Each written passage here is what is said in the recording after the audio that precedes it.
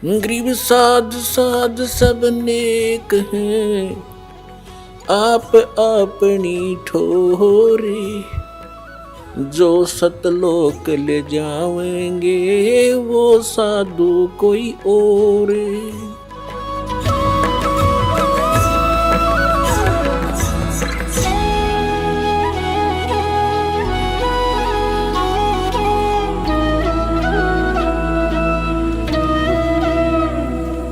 क्या प्रसंग है ये श्रीमद् भगवत गीता में? गीता ज्ञान दाता कौन है? ये श्री ब्रह्मा विष्णु महेश जी के पिताजी हैं, जो श्रीमद् भगवत गीता को बोल रहे हैं श्री कृष्ण में प्रवेश करके। अब यहाँ पर थोड़ा सा ये कंसेप्ट और क्लियर करना पड़ेगा कि श्रीमद् भगवत गीता का ज्ञान किसने दिया, क्योंकि श्रीमद् भगवत गीता को समझने के लिए ये जानना अनिवार्य है कि श्रीमद् भगवत गीता का ज्ञान श्री कृष्ण नहीं बोल रहा। श्री कृष्ण के अंदर प्रवेश करके ये ब्रह्म बोल रहा है, सरपुरुष बोल रहा है, ये काल बोल रहा है। यहाँ थोड़ा सा हिंट देंगे ताकि श्रीमद् भगवत गीता आपके बहुत आसानी से समझ में आएगी। अब आपको दिखाते हैं कि जब महाभारत का युद्ध समाप्त हो चुका और युधिष्ठिर जी को राजगद्दी प्राप्त होगी, तो श्री कृष्ण ने कहा पांडवों से कि अब मैं द्वारका जाना चाहता हूं। तब अर्जुन ने कहा कि भगवान, आप जी ने जो युद्ध के समय मुझे ज्ञान सुनाया था, श्रीमद् भगवत गीता जिसको कहते हैं, वो बुद्धि के दोष से मैं भूल गया। उसी ज्ञान को प्रभु एज इट इज सुनाना, फिर से सुनाना, हमें एक सत्संग करके जाना, ताकि हम आपके द्वारा दिए गए वचनों के आधार से हम अपना आगे राज्य भी करें और जीवन भी सफल करें। तो उसके विषय में आपको दिखाते हैं। ये है संक्षिप्त महाभारत द्वितीय खंड, गीता प्रेस गोरखपुर से प्रकाशित है।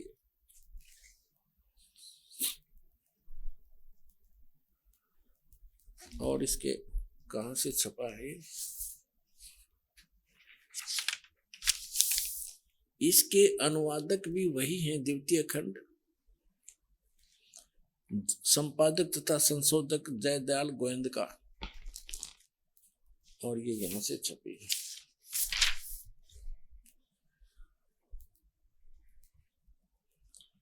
अब हम इसके आपको 667 पृष्ठ पर ले चलते हैं।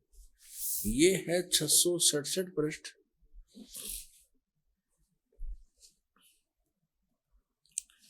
और यहां से हम शुरू करते हैं।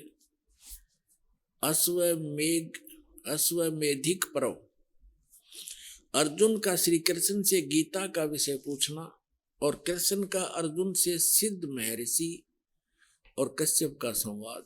यहां देखिए, जन्मे जय ने पूछा, ब्राह्मण, शत्रुओं का नाश हो जाने के बाद जब महात्मा श्री कृष्ण और अर्जुन सभा में बैठकर वार्तालाप कर रहे थे, उसमें उनमें क्या क्या बातचीत हुई? तो वैशंपायन जी ने कहा, राजन, श्री कृष्ण सहित अर्जुन ने जब अपने राज्य पर पूरा अधिकार प्राप्त कर लिया तो वे दिव्य सभा भवन में आनंद के साथ रहने लगे। एक दिन सज्जनों से घिरे हुए वे दोनों मित्र स्वेच्छा से घूमते घूमते सभा मंडप के ऐसे भाग में पहुंचे जो स्वर्ग के समान सुंदर था। पांडुनंदन अर्जुन श्री कृष्ण के साथ रहकर बहुत प्रसन्न थे। उन्होंने एक बार उस रमणीय सभा की ओर दृष्टि डालकर भगवान से ये वचन कहा, देवकी नंदन, जब युद्ध का अवसर उपस्थित था उसमें मुझे आपके माध्यम का ज्ञान और ईश्वरीय स्वरूप का दर्शन हुआ था, किंतु केशव, आपने स्नेहवश पहले मुझे जो ज्ञान का उपदेश किया था वह इस समय सब इस समय बुद्धि के दोष से भूल गया है। उन विषयों को सुनने के लिए बार बार मेरे मन में उत्कंठा होती है। इधर आप जल्दी ही द्वारका जाने वाले हैं, अतः पुनः वह सब विषय मुझे सुना दीजिए। अब कहने का भाव ये है कि अर्जुन कह रहा है कि कृष्ण जी से कि आपने युद्ध के समय जो मुझे गीता वाला ज्ञान बताया था, मैं बुद्धि के दोष से भूल गया, मुझे वही ज्ञान फिर बताओ। अब श्री कृष्ण जी क्या कहते हैं, देखिए। वैशंपायन जी कहते हैं अर्जुन के ऐसे कहने पर वक्ताओं में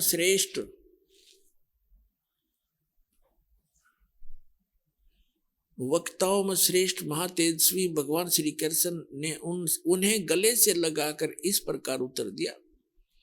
श्री कृष्ण बोले, अर्जुन, उस समय मैंने तुम्हें अत्यंत गोपनीय विषय का श्रवण कराया था। अपने स्वरूपभूत धर्म सनातन पुरुषोत्तम तत्व का परिचय दिया था और नित्य लोकों का भी वर्णन किया था, किंतु तुमने जो अपनी नासमझी के कारण उस उपदेश को याद नहीं रखा, यह जानकर मुझे बड़ा खेद हुआ। इन बातों को अब पूरा पूरा समझ होना संभव नहीं जान पड़ता। श्री कृष्ण जी के बोल हैं, ये सुन जानते पढ़ियो। पांडुनंदन, निश्चय तुम बड़े श्रद्धाहीन हो, तुम्हारी बुद्धि अच्छी नहीं जान पड़ती।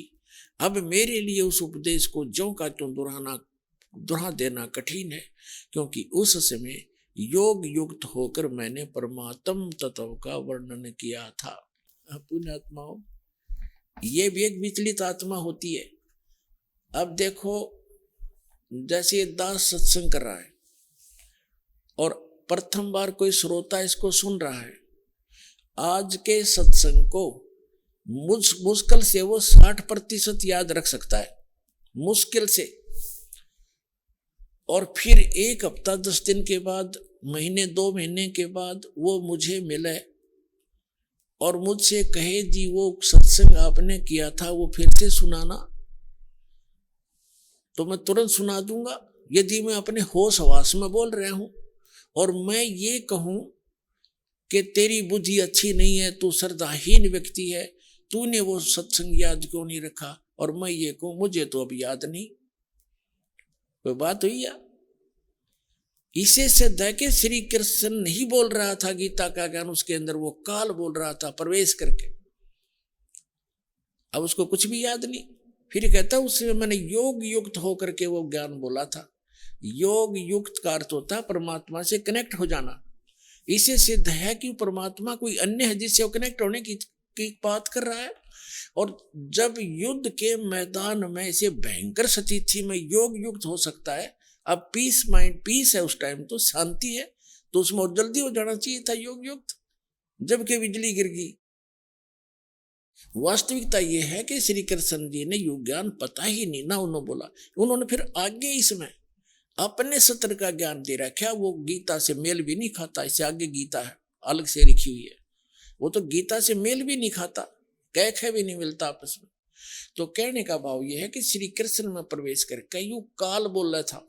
इसके बहुत से प्रमाण हैं। जैसे अब पहले तो ये प्रसंग क्लियर करता हूं कि जैसे अब श्री कृष्ण में प्रवेश करके काल बोला था, और ये काल कौन है?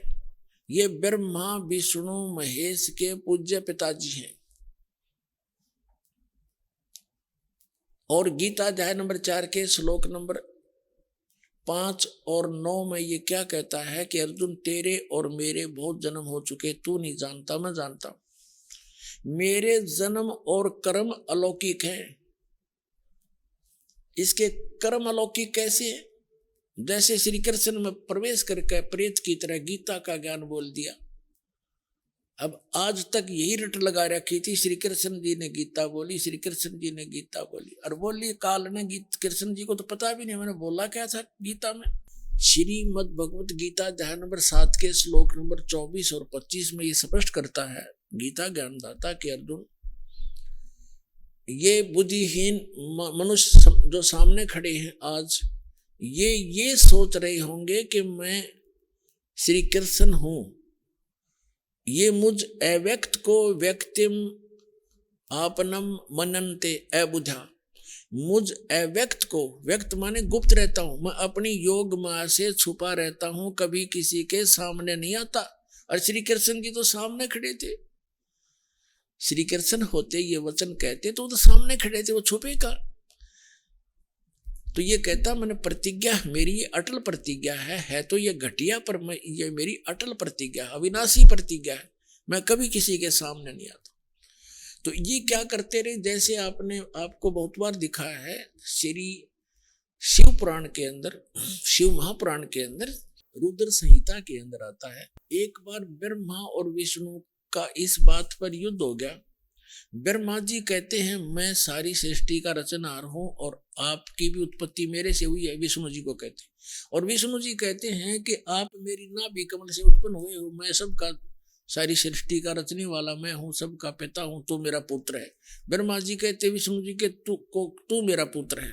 अब इनको ये भ्रम कैसे हुआ, इनको ये भ्रम ऐसे होता है जैसे ऋषि लोगों ने समाधिस्थ होने की चेष्टाएं की और इसने प्रतिज्ञा कर रखी है मैं कभी अपने ओरिजिनल रूप में दिखाई नहीं दूंगा, किसी को दर्शन नहीं दूं। तो इसने क्या की, ये क्या करता है, जैसे ऋषि महर्षियों ने समाधिस्थ हुए और समाधि दशा में किसी को ब्रह्मा के रूप में दर्शन दे दिए, तो उसने, उस ऋषि ने सब जगह जो है गुणगान कर दिए कि ये ब्रह्मा जी स्वयं मालिक है, ये अपने आप को छुपाए बैठे हैं, ये जगत पिता है, मैंने समाधि दशा में इनके दर्शन हुए। इस बात से ब्रह्मा जी फूल गए, 10, 20, 50 ने ऐसे कह दिया और किसी को विष्णु जी के रूप में दर्शन दे दिए।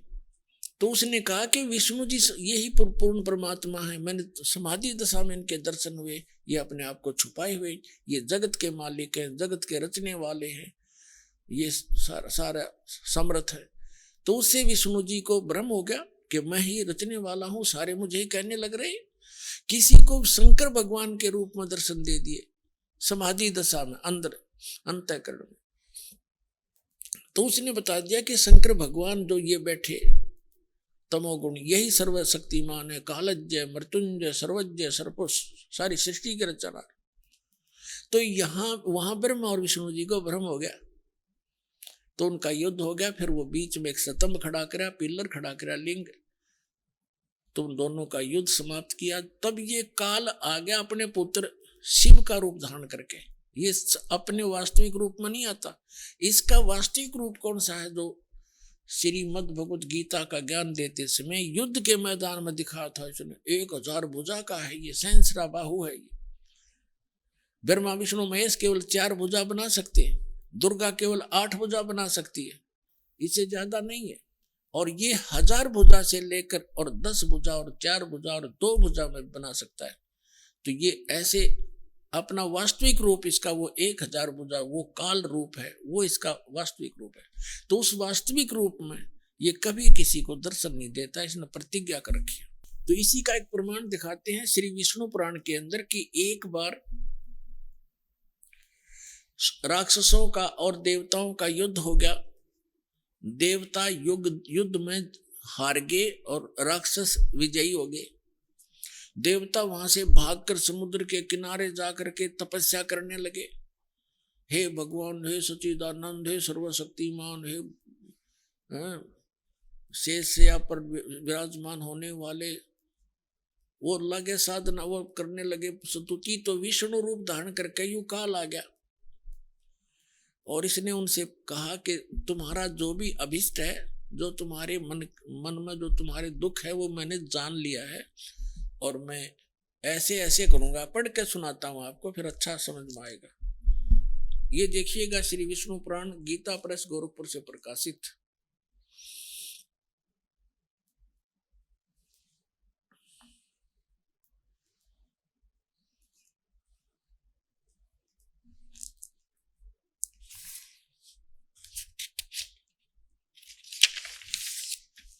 इसके अनुवादक कौन है?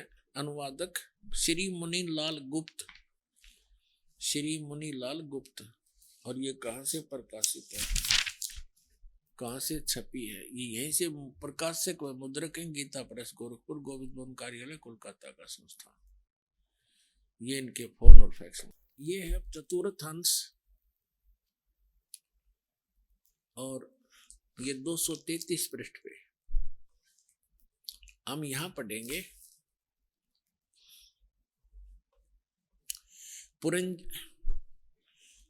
पुरंजय का भी दूसरा नाम का, पुरंजय का भी एक दूसरा नाम पड़ा। यहां लिखा कि पूर्व काल में त्रेता युग में एक बार अति भीषण देव असुर संग्राम हुआ। देवताओं और राक्षसों का युद्ध हुआ। उसमें महाबलवान दैत्य गण से पराजित हुए देवताओं ने भगवान विष्णु की आराधना की। तब आदि अनंत शून्य अशेष जगत प्रतिपालक श्री नारायण ने देवताओं को प्रसन्न होकर कहा, आप लोगों का जो कुछ अभिष्ट है वह मैंने जान लिया है। उसके विषय में यह बात सुनिए। राज ऋषि ससाद का जो पुरंजय नामक पुत्र है, उस अक्षत्रिय श्रेष्ठ के शरीर में मैं अंश मात्र से अवतीर्ण हो गए, यानी कुछ समय के लिए उसमें प्रवेश करूंगा, इस पुरंजय के शरीर में उस होकर उन संपूर्ण दैत्यों का नाश करूंगा। तुम लोग पुरंजय को दैत्यों के वध के लिए तैयार करो। अब इसके कहता है मेरे कर्म अलौकिक हैं। ये कर्म अलौकिक क्यों है कि पुरंजय के अंदर जो पुरंजय को खड़ा कर लिया, असुर और देवता आमने सामने युद्ध के लिए खड़े हो गए और यू काल जो है पुरंजय के शरीर में प्रवेश कर गया और वो राक्षसों को मार डाला। अब और दिखाता हूं 243 पृष्ठ पे।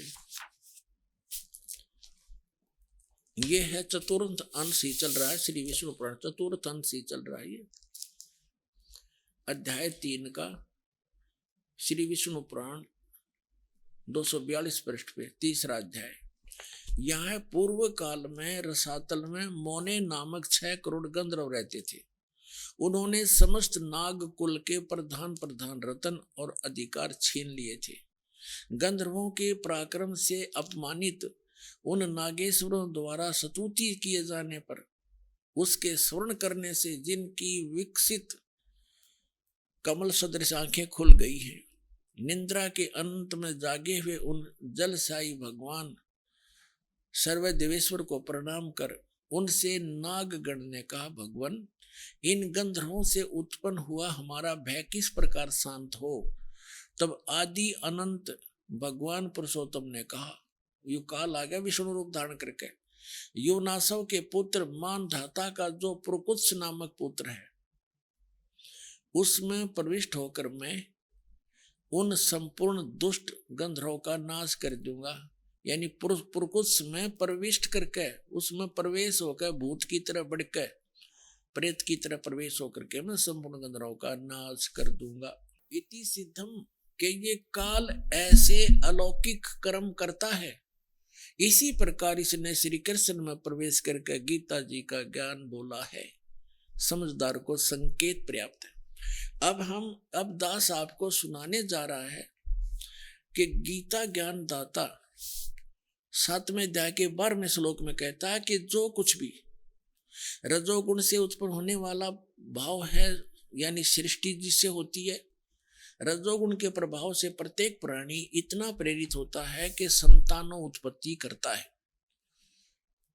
और सतोगुण से होने वाला भाव है, यानी सतोगुण से एक दूसरे में प्रेम मोह ममता, उससे मोह जागृत होता है, ममता बनती है एक दूसरे। और तीसरे से संहार क्रोध तमोगुण, जो तमोगुण से होने वाला यानी शिवजी से होने वाला जो भाव है वो संहार है। ये तीनों जो कुछ भी हो रहा है उसका निमित्त कारण मैं हूं, गीता ज्ञानदाता कहता है। ये काल है। आपको सृष्टि रचना में बहुत बार सुनाया है और कभी फिर सुनाएंगे। इसको एक श्राप लगा हुआ है इस ब्रह्म को, सरपुरुष को। 1 लाख मानव शरीरधारी प्राणियों का यह नित्य आहार करता है।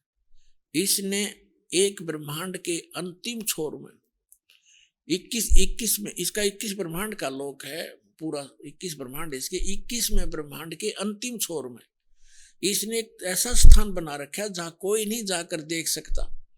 एक तपतशिला है, उसके ऊपर 1 लाख मानव शरीरधारी प्राणी डेली वहां भुने जाते हैं। यह शरीर तो यहाँ रह जाता है, इसके अंदर एक सूक्ष्म शरीर है, उसके अंदर तो सारे जीवन में हम खाते हैं पीते हैं, जो भी व्यसन करते हैं उसका सूक्ष्म अंश लिप्त हो जाता है। और वहां इतनी गर्म है वो तपतशिला, उसके ऊपर डालकर उसके अंदर से गंध निकाला जाता। जीव मरता नहीं,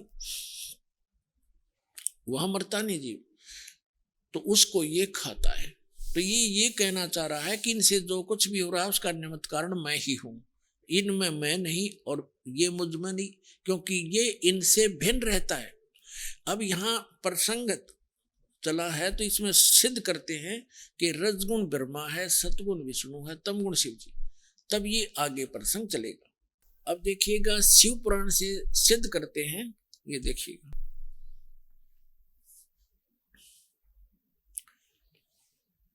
ये गीता प्रेस गोरखपुर से प्रकाशित है।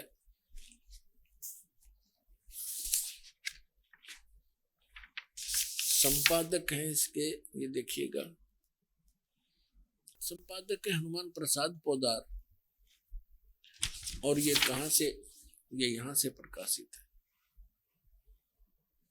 ये है रुद्र संहिता, रुद्र संहिता और संक्षिप्त शिव पुराण, पृष्ठ नंबर 110 पे गीता प्रेस गोरखपुर से प्रकाशित, सचित्र मोटा टाइप।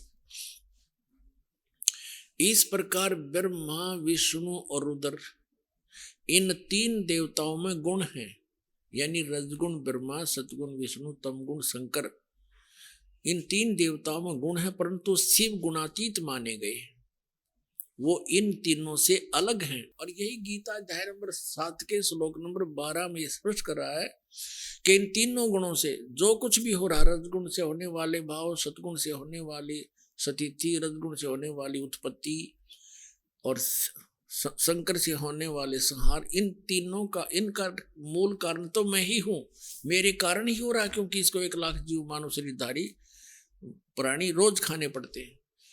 और फिर ये कहता मैं इनमें नहीं और ये मुझ में नहीं। अब ये खुद यहां भी खुद कह रहा कि वो इनसे न्यारे हैं, भिन्न हैं। अब ये कंसेप्ट और क्लियर करना पड़ेगा। यहाँ एक और शंका उत्पन्न हो जाएगी कि ब्रह्मा विष्णु रुद्र, तो रुद्र अन्य भी है, एक जो 8 रुद्रों का, 11 रुद्रों का सरदार है, वो रुद्र अलग है। और उन सभी रुद्रों का मुखिया ये शंकर भी है, तमोगुण शंकर, इसलिए इसको भी रुद्र कहते हैं। और 11 रुद्र अन्य भी है। तो ये भी स्पष्ट करना पड़ेगा कि ये ब्रह्मा विष्णु रुद्र और ये महेश इनसे अलग है, ये इनका पिता। ये देखिएगा, एक समय जैसे दास ने बताया था कि ब्रह्मा और विष्णु का आपस में इस बात पर युद्ध हो गया। ब्रह्मा जी कहने लगे तू मेरा पुत्र है विष्णु जी से, और विष्णु जी कहने लगे तू मेरा पुत्र है। इन दोनों का झगड़ा हो गया, तो इनके बीच में एक लिंग खड़ा कर दिया, स्तंभ, तेजो में स्तंभ। और ये फिर युद्ध करना बंद कर गए, उसके और छोर को खोजने में लगे। फिर वहां अपने शिव पुत्र शिव के रूप में ये खुद आकर खड़ा हो गया, ये काल भगवान। और फिर इनको कैसे संबोधित करता है ब्रह्मा और विष्णु को, सुनिएगा। यह है वेदवेश्वर संहिता और संक्षिप्त शिव पुराण 24 पृष्ठ पे। ये तो थोड़ा सा सीन देखें, यहाँ ब्रह्मा और विष्णु के बीच में ये लिंग खड़ा कर दिया, स्तंभ तेजो में। और फिर यहां आकर के क्या बोला, ब्रह्मा और विष्णु ने पूछा प्रभु सृष्टि आदि 5 कर्तों के लक्षण क्या हैं, ये हम दोनों को बताइए। भगवान शिव बोले ये काल है, इनका पिता। भगवान शिव बोले मेरे कर्तों को समझना अत्यंत गहन है, यद्यपि तथापि मैं कृपा पूर्वक तुम्हें उनके विषय में बता रहा हूं। अब अपने 24-25 पे पढ़ लिया, अब 26 पे पढ़ते हैं, अपने मतलब की बात पढ़ेंगे। यहां आगे हम नीचे, पुत्रो, ब्रह्मा और विष्णु को ये काल बोल रहा है, पुत्रो तुम दोनों ने तपस्या करके प्रसन्न हुए मुझ परमेश्वर से सृष्टि और सचिथि नामक दो कृत यानी जो दो विभाग, ये दो जॉब प्राप्त किए हैं और ये दोनों तुम्हें बहुत प्रिय है। इसी प्रकार मेरी विभूति स्वरूप रुद्र और महेश्वर ने, मैं नहीं है, ने दो अत्यंत उत्तम कृत संहार और तिरोभाव प्राप्त किए। अब देखो ये ब्रह्मा विष्णु महेश, तो ये हो गए दोनों पुत्र, रुद्र और महेश्वर ये इन दोनों से न्यारे यानी चार हो गए, और बोलने वाला वो इनका पिता इनसे अलग है। अब यहां फिर और देखते हैं, स्पष्ट हो जाता है। यहां देखो, मैंने पूर्व काल में अपने स्वरूप भूत मंत्र का उपदेश किया है, जो ओंकार के रूप में प्रसिद्ध है और वह महामंगलकारी मंत्र है। सबसे पहले मेरे मुख से ओंकार ओम प्रकट हुआ, जो मेरे स्वरूप का बोध कराने वाला है। ओंकार वाचक है, मैं वाच्य हूं, यह मंत्र मेरा स्वरूप ही है। प्रतिदिन ओंकार का निरंतर स्मरण करने से मेरा ही सदा स्मरण होता है। मेरे उत्तरवर्ती मुख से आकार का, पश्चिम मुख से उकार का, दक्षिण मुख से मकार का और पूर्ववर्ती मुख से बिंदु तथा मध्यवर्ती मुख से नाद का प्राकट्य हुआ। इस प्रकार 5 अवयव से युक्त ओंकार का विस्तार हुआ है। इन सभी अवयव से एकीभूत होकर यह प्रणव ओम नामक एक अक्षर हो गया। अब यहां हमने देखना है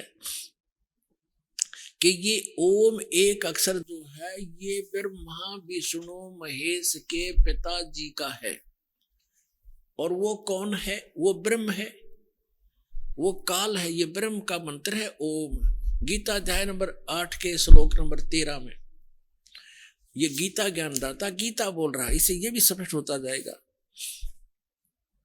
ओम इति एकाक्षरम ब्रह्म व्यवहारण मामनुसमरण। ये देखिएगा, अब हमने शिवपुराण रख दिया, श्रीमद् भगवत गीता उठा लिया। गीता प्रेस ग्रुप से प्रकाशित है। 8वें अध्याय का 8वां अध्याय श्रीमद् भगवत गीता। ये 13वां श्लोक यहां शुरू होता है। ये 13वां श्लोक यहां पर है। इसमें क्या है?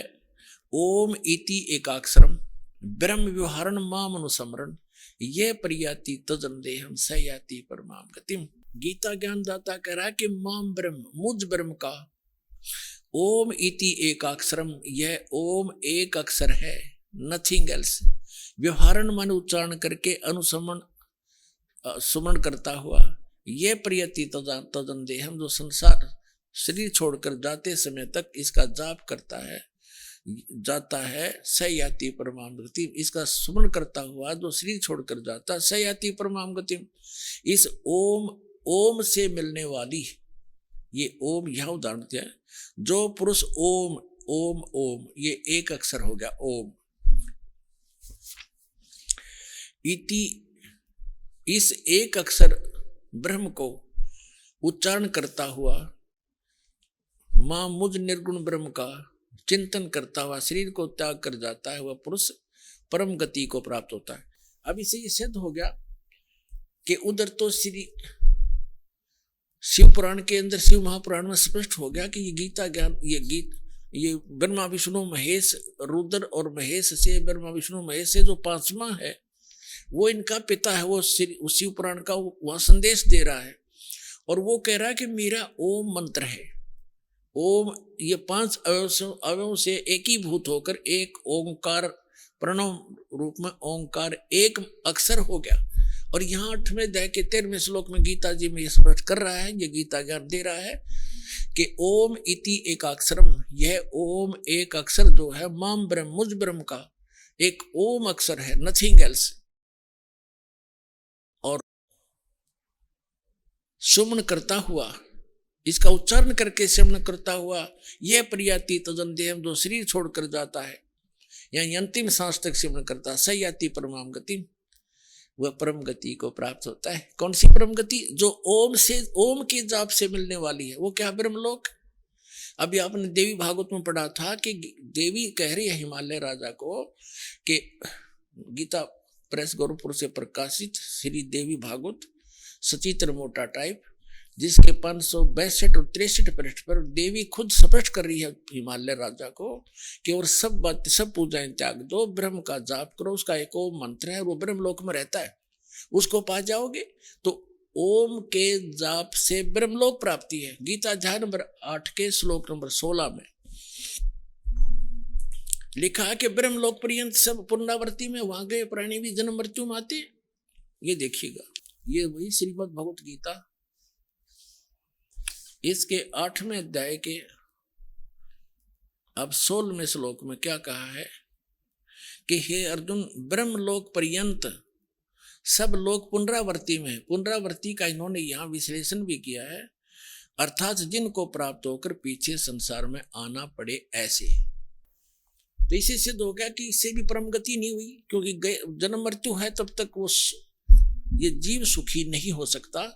और गीता अध्याय नंबर 15 के श्लोक नंबर 4 में कहा है कि तत्वदर्शी संत और तत्व ज्ञान की प्राप्ति के उपरांत परमेश्वर के उस परम पद की खोज करनी चाहिए, जहां जाने के बाद साधक फिर लौटकर कभी संसार में नहीं आते। तो अब जो प्रसंग चल रहा है, अब यहां तो जैसे प्रसंग चल रहा है कि हम इन श्री विष्णु जी श्री शिव जी की पूजा करते थे इष्ट रूप में, और भगवान 600 वर्ष पहले परमात्मा आए थे। कबीर जी वो कहा करते थे, 3 देव की जो करते भक्ति उनकी कदे ना हो मुक्ति। अब देखो, परमात्मा कहा करते ये भगवान नहीं है जिनको तुम पूज रहे हो, ये तुम्हें कोई भी लाभ नहीं दे सकते। अब यही प्रमाण आपको श्री शिव पुराण से करते हैं, ये विष्णु और ब्रह्मा ये भगवान नहीं है, मालिक नहीं है जिनको हम पूजा करते थे। ये देखिएगा श्री शिव महापुराण हिंदी टीका सहित भाग 1, ये कहां से प्रकाशित है? ये है श्री शिव महापुराण विद्या अवरिधि पंडित ज्वाला प्रसाद जी मिश्र कृत हिंदी टीका सहित, ये सारा देख लो। खेमरा श्री कृष्णदास प्रकाशन मुंबई 4, अब इसको मुंबई बोलते हैं। इसको आपको ले चलते हैं विद्वेश्वर संहिता के 11 पृष्ठ पे। ये देखिएगा पृष्ठ नंबर 11, शिव महापुराण पृष्ठ नंबर 11, विद्वेश्वर संहिता भाग 1 अध्याय 6 में नंदीकेश्वर बोले, हे योगेंद्र, आगे एक समय विष्णु भगवान शेष शैया पर अपने गरुड़ आदि पार्षदों से संयुक्त लक्ष्मी सहित शयन करते थे, विश्राम कर रहे थे। उस समय ब्रह्म ज्ञानियों में श्रेष्ठ ब्रह्मा जी अपनी इच्छा से वहां आए। सब प्रकार से सुंदर सेज पर शयन करते हुए कमल लोचन भगवान विष्णु से पूछने लगे, तुम कौन हो जो मुझे देखकर अभिमानी पुरुष के समान शयन करते हो? वत्स बेटा उठो, देखो मैं तुम्हारा स्वामी आया हूं। ब्रह्मा जी बोले विष्णु जी को, मैं तुम्हारा मालिक आया हूं। आए हुए गुरु को देखकर जो अभिमान करता है उस द्रोही मूड का प्रायश्चित होना उचित है। यह सुनकर विष्णु जी के अंतर में तो क्रोध हुआ, लेकिन ऊपर से दिखाया नहीं, बाहर से शांत रहे और बोले, वत्स बेटा तुम्हारा मंगल हो, बैठो, इस आसन पर विराजो। इस समय तुम्हारा नेत्र कुटिल और मुख वक्र क्यों है, यानी टेढ़ा मुंह क्यों कर रहा है, आंखें टेढ़ी क्यों कर रखी है क्रोध में? ब्रह्मा जी बोले, वत्स विष्णु, हे बेटा विष्णु, तुमको समय के प्रभाव से अभिमान है। हे पुत्र, मैं तुम्हारा रक्षक और जगत का पितामह हूं। विष्णु जी बोले, यह तो सब जगत मुझ में स्थित है, तुम चोर के समान किस प्रकार अपना कहते हो? तुम मेरी नाभि कमल से उत्पन्न हुए हो, इससे मेरे पुत्र हो, मुझे पुत्र कहना व्यर्थ है। नंदीकेश्वर बोले, इस प्रकार ब्रह्मा विष्णु दोनों ही रजोगुण से मुक्त होकर विवाद करने लगे। मैं श्रेष्ठ हूं, मैं स्वामी हूं, ऐसा कहकर एक दूसरे को मारने की इच्छा से युद्ध करने में उत्सुक हुए। तब संपूर्ण देवता विमान में बैठकर उस महा अद्भुत युद्ध को देखने चले आए और आकाश से उनके ऊपर फूल बरसाने लगे। हमारे देवताओं, अकल देखो इन देवताओं की। दो भाई लड़के मरने को तैयार हैं और ऊपर से फूल बरसाने को मरो कटके। शाबाश, बहुत अच्छा कर रहे हो। या परमात्मा कहते हैं दास गरीब या चूक धरोधर ऊपर से लेकर नीचे तक बिजली पड़ रही है। अरे देवता को हमें और उन युद्ध मरते ने देखे, उन्होंने तो नीचे आकर हाथ जोड़ना चाहिए था, उनके बीच में खड़ा हो जाना चाहिए था। ये भगवान लड़ा नहीं करते। आप हमारे पूज्य होकर भी लड़ रहे हो तो हमारे ऊपर क्या असर पड़ेगा। अरे ये नो के ऊपर तो फूल बरसावे, लड़ो मर के, मरो लड़के। ये हमारे देवता है तेरा गजब। अब ये ज्यादा ना हम अपने मतलब का लेंगे, इससे सारांश लेते हैं। फिर क्या हुआ कि इनके बीच में उस काल भगवान ने, इनके पिता ने एक स्तंभ खड़ा कर दिया, पिलर जिसको लिंग बोलते हैं, बहुत तेजों में, बहुत उसका और छोर कुछ नहीं था। तब ये दोनों उसके लड़ना बंद कर दिया और छोर खोजने में लगे। फिर वो स्वयं आ गया और उनसे क्या कहने लगा देखिएगा। अब पढ़ेंगे विद्वेश्वर संहिता पृष्ठ, ये 17 पृष्ठ पे। ये पहले 11 पर पढ़ा था, अब 17 पर पढ़ रहे हैं। विद्वेश्वर संहिता भाग 1 अध्याय 9, वो 6 में पढ़ा था। अब यहाँ क्या, नंदीकेश्वर बोले इस प्रकार भगवान ने उन नम्र हुए ब्रह्मा और विष्णु को अनुग्रह करके युद्ध में अनुग्रह करके ये कहा, उन दोनों की अज्ञानता और वैर को दूर करने के अर्थ दोनों से कहा भगवान ने। इस काल ने, इनके पिता ने क्या कहता है कि मेरे सकल और निष्कल भेद से दो स्वरूप हैं, परंतु और ईश्वर नहीं। इस कारण से ये दो स्वरूप नहीं हो सकते। पहला सतम रूप, यानी पहले तो पिलर खड़ा कर दिया और बाद में पीछे मूर्तिमान रूप धारण किया और शिव रूप में आके खड़ा हो गया, धारण किया। इससे ब्रह्म रूप निष्कल है, पिलर न तो ये ब्रह्म रूप का है, और ईश्वर रूप सगुण है, शिव रूप में आके खड़ा हो गया। ये मेरे ये दोनों रूप सिद्ध हैं, दूसरे किसी के नहीं हो सकते। इस कारण तुम दोनों को अथवा दूसरों को, ब्रह्मा और विष्णु को कह रहे हैं, ईश्वरत्व की प्राप्ति नहीं हो सकती। तुम दोनों ने अज्ञान से अपने को ईश माना, अपने को भगवान मान लिया। ये बड़ा ही अद्भुत हुआ। इसके दूर करने को ही मैं रण स्थान में आया। अब तुम दोनों अपना अभिमान त्याग कर मुझ ईश्वर में अपनी बुद्धि लगाओ। मेरे प्रसाद से लोक में सब अर्थ प्रकाश करते हैं। यहाँ क्या कहता, मैं ही ब्रह्म हूं, मैं ही परब्रह्म हूं और मेरा ही अकल रूप है। ब्रह्म होने से मैं ईश्वर हूं, अनुग्रह आदि का ही मेरा कर्तव्य है। अब ये हमने जो लेना है वो यही लेना था। आगे देखिए, अब हम आगे 18 पृष्ठ पे, वो 17 पृष्ठ था। अब हम अध्याय 10 पढ़ेंगे, विद्वेश्वर संहिता भाग 1 का। ये 10वां 9वां यहाँ समाप्त हो जाता है, ये 10वां प्रारंभ होता है। यहाँ आगे हम नीचे, हे पुत्रो, ब्रह्मा और विष्णु को कहता है वो शिव, इनका पिता जो शिव रूप में खड़ा है, यह कृत आपने तप से प्राप्त किए हैं, जो कि सृष्टि की उत्पत्ति और पालन कहता है, जो मैंने प्रसन्न होकर तुम्हें दिया है। हे पुत्रो, यह कृत आपने तप से प्राप्त किया है, जो सृष्टि की उत्पत्ति और पालन कहता है, सो मैंने प्रसन्न होकर तुम्हें दिया है। इसी प्रकार दूसरे दो कृत, रुद्र और महेश को ये 4 सिद्ध करने थे दास ने, और 5वां ये बोल रहा है, हे पुत्रो, ये तो ब्रह्मा और विष्णु के विषय में कह दिया कि जो सृष्टि की उत्पत्ति और पालन ये मैंने तुमको दिए हैं। इसी प्रकार दूसरे दो कृत्य रुद्र और महेश को प्रदान किए हैं, परंतु अनुग्रह कृत्य कोई भी पाने को समर्थ नहीं है। सो पूर्व के कर्म तुमने। अब यहाँ ये क्या, इससे ये क्या सिद्ध हुआ? एक तो ये सिद्ध हो गया कि विष्णु और ब्रह्मा और रुद्र और शंकर, इनसे अलग है ये गीता का जो शिव पुराण का ज्ञान दे रहा है। और ये कह रहा है ब्रह्मा और विष्णु को कि तुम ईश नहीं हो, और उसी कैटेगरी के ये रुद्र और महेश्वर बताए इसने, तुम भगवान नहीं हो।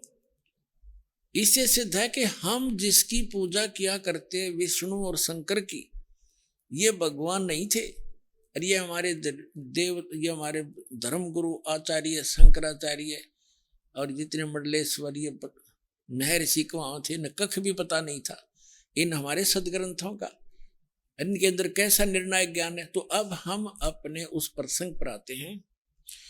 एक तो ये सिद्ध हो गया कि इसमें एक और शंका का समाधान करते हैं।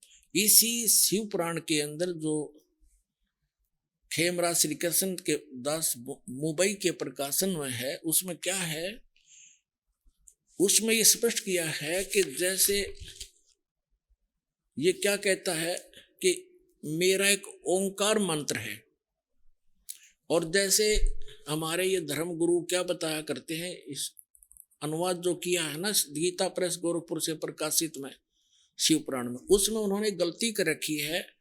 जैसे उसमें वैसे मूल पाठ में तो स्पष्ट है कि इन 5 अवयवों से युक्त होकर ये एक संघात बन गया और इसका एक ओम अक्षर बन गया। उन्होंने उन 5 का अलग से अपनी सोच घुसोड़ रखी है, डाल रखी है उसमें अनुवाद में कि ओम नमः शिवाय, ओम नमः शिवाय ये बन गया 5 अक्षरों का। नहीं, ऐसा इसमें कोई प्रावधान नहीं है, ये झूठ है। बस इतना ही काफी।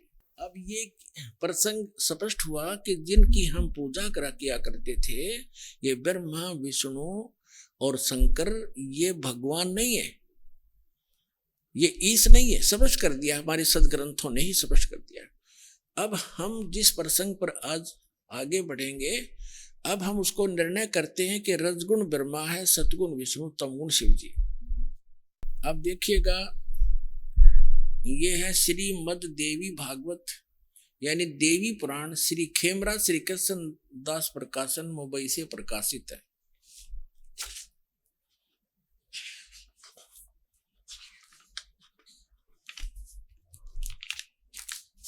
अथ देवी भागवतम सभाष्टिकम समात्यम, खेमराज श्री कृष्ण दास प्रकाशन मुंबई 4 से प्रकाशित।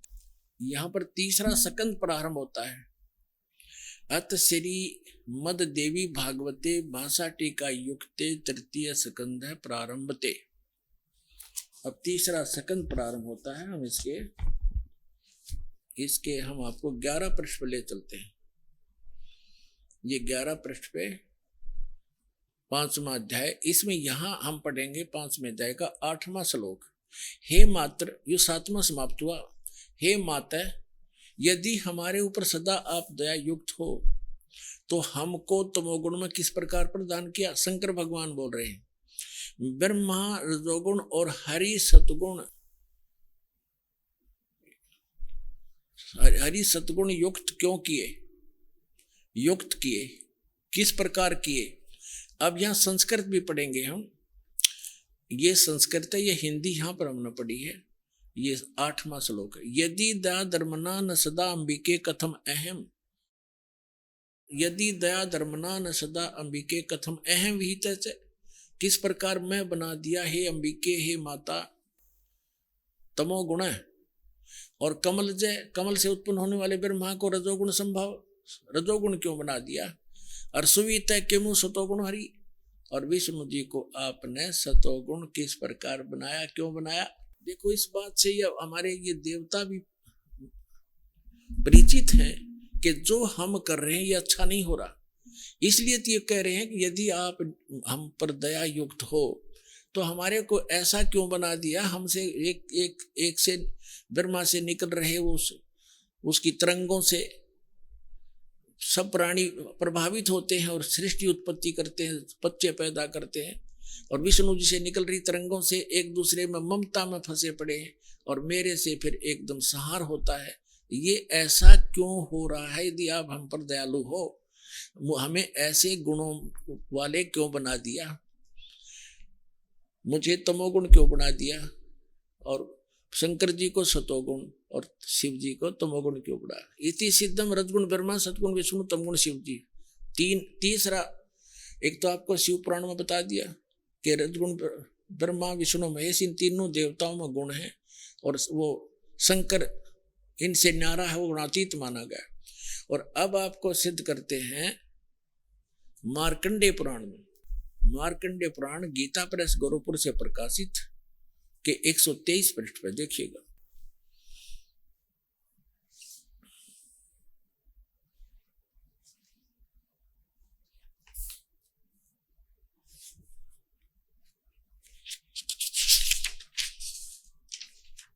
यहाँ देखना सचित्र मोटा टाइप, ये यहाँ से प्रकाशित है, इसके 123 पृष्ठ पर आप देखिएगा। ये 123 पृष्ठ है।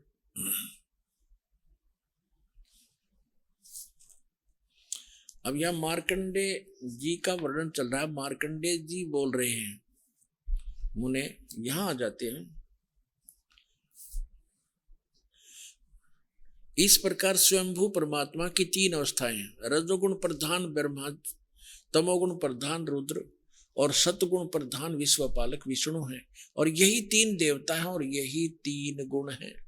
ब्रह्मा विष्णु महेश कहो या रजगुण सतगुण तमगुण कहो, इति सिद्धम। गीता के यथार्थ विश्लेषण की जानकारी के लिए पढ़ें पुस्तक गीता तेरा ज्ञानामृत।